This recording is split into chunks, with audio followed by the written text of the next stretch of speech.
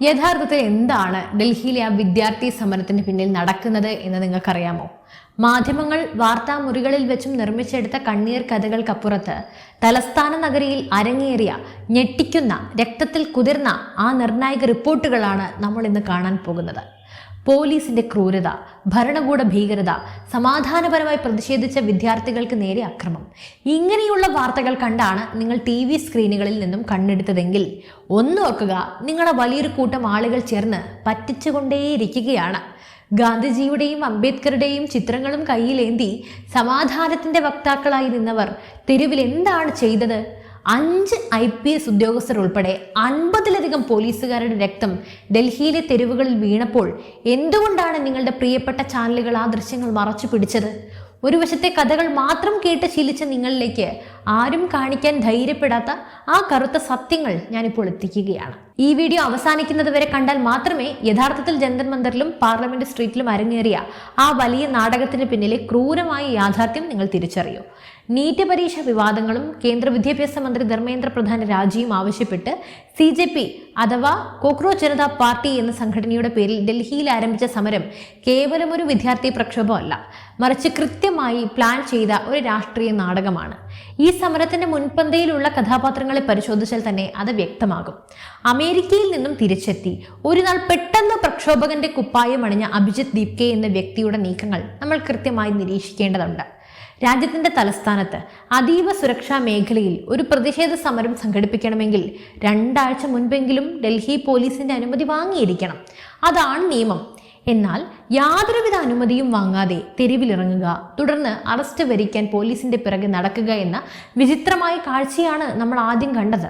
Police arrest ചെയ്യാതിരുന്നപ്പോൾ അടുത്ത നാടകത്തിന് തുടക്കമിട്ടു. ലഡാക്കിന്റെ അവകാശങ്ങൾക്കായി പോരാടിയ സോനം വാങ്ചുക് എന്ന പരിസ്ഥിതി പ്രവർത്തകൻ എന്ന വ്യക്തി പിന്തുണ പ്രഖ്യാപിക്കുന്നു. ഇങ്ങനെ നിരാഹാര സമരം തുടങ്ങി. എന്നാൽ 48 മണിക്കൂർ തികയുന്നതിന് മുമ്പ് തന്നെ ഉപദേശങ്ങൾ കിട്ടിയെന്നും ആരോഗ്യ പ്രശ്നങ്ങളുണ്ട് എന്നും പറഞ്ഞ് നിരാഹാരത്തിൽ നിന്നും അദ്ദേഹം തലയൂരി.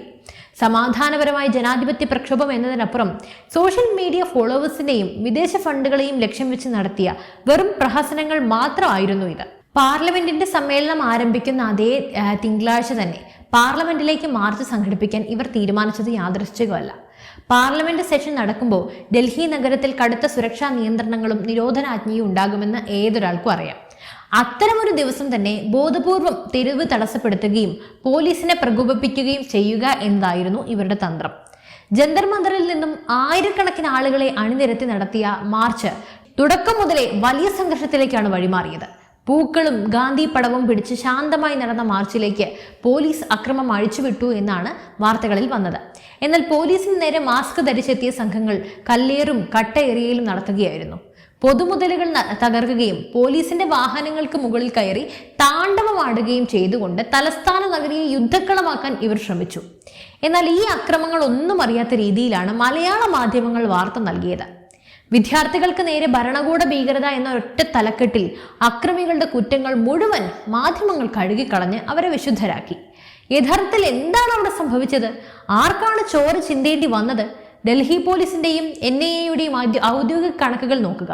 5 IPS ഉദ്യോഗസ്ഥർ ഉൾപ്പെടെ 50-ലേറെ പോലീസുകാർക്കാണ് സമരക്കാരുടെ അതിഭീകരമായ ആക്രമണത്തിൽ ഗുരുതരമായി പരിക്കേറ്റ് ഇപ്പോൾ ആശുപത്രിയിൽ കഴിയുകയാണ് അവർ. ഒരു പോലീസുകാരന്റെ കണ്ണിനാണ് കല്ലേറ്റത്. അയാൾ രക്തമൊലിപ്പിച്ച് കരയുന്ന ദൃശ്യങ്ങൾ വാർത്താ ഏജൻസിയായ ANI പുറത്തുവിട്ടിരുന്നു. പോലീസുകാരെ വളഞ്ഞിട്ട് തല്ലുന്നതും വാഹനങ്ങൾ തകർക്കുന്നതുമായ ദൃശ്യങ്ങൾ ഇന്ന് ലഭ്യമാണ്.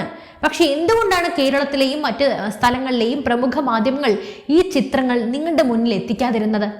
കാരണം ക്രമസമാധാന പാലകരുടെ ചോരി ഒലിക്കുന്ന ദൃശ്യങ്ങൾ പുറത്തു വന്നാൽ തങ്ങൾ കെട്ടിപ്പിടുത്ത ഭരണകൂട ഭീകരത എന്ന വ്യാജ പ്രചരണം തകർന്നു വീഴുമെന്ന് അവർക്കറിയാം. കേരളത്തിൽ ഒരു വിദ്യാർത്ഥി സംഘടന തെരുവിലിറങ്ങി പോലീസിന്റെ അടി കൊള്ളുമ്പോൾ അതിനെ വലിയ വാർത്തയാക്കുന്നവർ ഡൽഹിയിൽ 50 പോലീസുകാർ അക്രമികളുടെ കല്ലേറ്റ് ആശുപത്രിയിലായപ്പോൾ മൗനം പാലിക്കുന്നു. പോലീസ് വഴിയിൽ കിടന്ന കല്ലുകൾ മാറ്റിയതിന് പോലും സമരക്കാരെ എറിയാൻ പോലീസ് കല്ല് ശേഖരിക്കുന്നു എന്ന് തിരിച്ചു പ്രചരിപ്പിച്ച രാഷ്ട്രീയ നേതാക്കൾക്ക് അറിയില്ലേ പോലീസിന്റെ കയ്യിൽ കണ്ണീർവാതകവും റബ്ബർ ബുള്ളറ്റുകളും ഉണ്ടെന്ന്? സോഷ്യൽ മീഡിയയിലും വാർത്തകളിലും പാവം വിദ്യാർത്ഥികൾ എന്ന് വിശേഷിപ്പിക്കപ്പെട്ടവരുടെ യഥാർത്ഥ മുഖം എന്താണ്? അല്ലെങ്കിലും അവിടെ സമരമിരിക്കുന്നവരിൽ എത്ര വിദ്യാർത്ഥികളുണ്ട്? സമരം നടക്കുന്ന സ്ഥലത്ത് വന്ന് ആവേശം വിതർന്ന സിനിമാ നടന്മാരും അമേരിക്കൻ ബന്ധമുള്ള ആക്ടിവിസ്റ്റുകളും വയസ്സ് 50 കഴിഞ്ഞ രാഷ്ട്രീയ സംഘടനാ നേതാക്കളുമാണോ വിദ്യാർത്ഥികൾ? AAP, AISF തുടങ്ങിയ രാഷ്ട്രീയ പ്രസ്ഥാനങ്ങളുടെ സജീവ പ്രവർത്തകരും വടക്കേ ഇന്ത്യൻ സംസ്ഥാനങ്ങളിൽ നിന്നും പണം നൽകി എത്തിച്ച ആളുകളുമാണ് പോലീസിനെ ആക്രമിക്കാൻ മുന്നിൽ നിന്നത്. സമരപ്പന്തലുകളിൽ സൗജന്യമായി വിതരണം ചെയ്ത ബിരിയാണിയും ബർഗറും കഴിച്ച് അനാർക്കിസത്തിന് വേണ്ടി വഴിമരുന്നിടുന്ന കൂട്ടരാണോ നാളെയുടെ ഭാവി തീരുമാനിക്കേണ്ടത്? സമരത്തിന്റെ പേരിൽ നിയമം കയ്യിലെടുക്കാനും പാർലമെന്റിലേക്ക് ഇരച്ചു കയറാനും ശ്രമിച്ച ലോകത്തെ ഒരു ജനാധിപത്യ രാജ്യത്തെ പോലീസും നോക്കി നിൽക്കില്ല.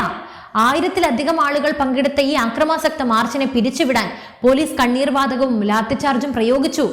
70ഓളം പേരെ കരുതൽ തടങ്കലിലാക്കി. ഇതിനെയാണ് ചിലർ ഭീകരത എന്ന് വിശേഷിപ്പിക്കുന്നത്. നിങ്ങൾ ഒന്ന് കോമൺ സെൻസ് വെച്ചൊന്ന് ചിന്തിച്ചു നോക്കൂ. കേരളത്തിലെ സെക്രട്ടേറിയറ്റിന് മുന്നിലോ കളക്ട്രേറ്റുകൾക്ക് മുന്നിലോ ഏതെങ്കിലും ഒരു സംഘടന വന്ന് പോലീസിനെ ഈ രീതിയിൽ അടിച്ച് ചോരയൊലിപ്പിച്ചാൽ എന്തായിരിക്കും ഇവിടുത്തെ പോലീസ് സ്വീകരിക്കുക? എങ്ങനെയായിരിക്കും അവർ പ്രതികരിക്കുക? കാപ്പ ചുമത്തി റിമാൻഡിലാക്കി അടിയോടടി കൊടുത്ത് അകത്തിടില്ലേ? അവിടെ അതൊന്നും ഭീകരതയല്ല, ക്രമസമാധാന പാലനം മാത്രമാണ്. എന്നാൽ ഡൽഹി പോലീസ് തങ്ങളെ ആക്രമിച്ചവർക്കെതിരെ നടപടിയെടുത്താൽ അതുടനടി ജനാധിപത്യ ധ്വംസനം. ഈ ഇരട്ടത്താപ്പ് ജനങ്ങൾ തിരിച്ചറിയണം. ഡൽഹി പോലീസ് നിലവിൽ കടുത്ത നിയമ നടപടികളിലേക്ക് കടന്നിട്ടുണ്ട്. ആക്രമണങ്ങൾക്ക് പിന്നിൽ കൃത്യമായ ഗൂഢാലോചനയുണ്ടോ എന്ന് അന്വേഷിക്കാൻ മൾട്ടിപ്പിൾ FIRകൾ രജിസ്റ്റർ ചെയ്തു കഴിഞ്ഞു. CCTV ദൃശ്യങ്ങളും മൊബൈൽ ഫോൺ വീഡിയോകളും ശാസ്ത്രീയമായി പരിശോധിച്ചു വരികയാണ്. ആക്രമണത്തിന് നേതൃത്വം നൽകിയ ഓരോരുത്തരെയും തൊണ്ടിമുതൽ സഹിതം കൊടുക്കാനാണ് പോലീസിന്റെ നീക്കം. പഞ്ചാബിൽ നിന്നും ആളുകളെ എത്തിച്ച് വീണ്ടും അടുത്ത ഘട്ട പ്രക്ഷോഭം ഉണ്ടാക്കാൻ ശ്രമിക്കുന്നവർ ഓർക്കുക, മുമ്പ് കർഷക സമരത്തിന്റെ മറവിൽ ചെങ്കോട്ടയിൽ കയറി മതപ്പതാക ഉയർത്തുകയും വാളുകൾ വീശി ഭീകരാന്തരീക്ഷം സൃഷ്ടിക്കുകയും ചെയ്ത അതേ തന്ത്രങ്ങൾ ഇനി തലസ്ഥാനത്ത് വിലപ്പോവില്ല. പ്രതിഷേധിക്കാനുള്ള അവകാശം ഭരണഘടന നൽകുന്ന മൗലികാവകാശമാണ്. എന്നാൽ ആ അവകാശം നിയമം കയ്യിലെടുക്കാനോ യൂണിഫോം ഇട്ട പോലീസുകാരന്റെ തല അടിച്ചു പൊട്ടിക്കാനോ രാജ്യത്തിന്റെ പരമാധികാര സ്ഥാപനമായ പാർലമെന്റിനെ സ്തംഭിപ്പിക്കാനോ ഉള്ള ലൈസൻസ് അല്ല. ധർമ്മേന്ദ്ര പ്രധാൻ രാജിവെക്കണമെന്നോ നീറ്റ് പരീക്ഷ വീണ്ടും നടത്തണമെന്നോ അങ്ങനെയുള്ള ആവശ്യങ്ങൾ ഉന്നയിക്കാൻ നിയമപരമായ വഴികളുണ്ട്, കോടതിയുണ്ട്. എന്നാൽ സമാധാനപരമായ പ്രതിഷേധത്തിന്റെ മറവിൽ അക്രമം അഴിച്ചുവിട്ട് പോലീസിനെ ചോര കുടിപ്പിച്ച് രാജ്യത്ത് ക്രമസമാധാന തകർച്ചയുണ്ടെന്ന് ലോകത്തിന് മുന്നിൽ കാണിക്കാൻ ശ്രമിക്കുന്ന ശക്തികളെ തിരിച്ചറിയുക. മാധ്യമങ്ങൾ നൽകുന്ന വികാരഭരിതമായ തലക്കെട്ടുകൾക്കപ്പുറത്തേക്ക് ചിന്തിക്കാൻ നമ്മൾ തയ്യാറാകണം. ക്യാമറയ്ക്ക് മുന്നിലെ കടച്ചിലുകൾക്ക് പിന്നിലെ അക്രമ രാഷ്ട്രീയത്തെ തിരിച്ചറിയണം. എന്തായാലും ഈ വിഷയത്തിൽ നിങ്ങളുടെ അഭിപ്രായം എന്താണ്? ഒരു ജനാധിപത്യ രാജ്യത്ത് സമരത്തിന്റെ പേരിൽ പോലീസിനെ ആക്രമിക്കുന്നത് ന്യായീകരിക്കാൻ സാധിക്കുമോ?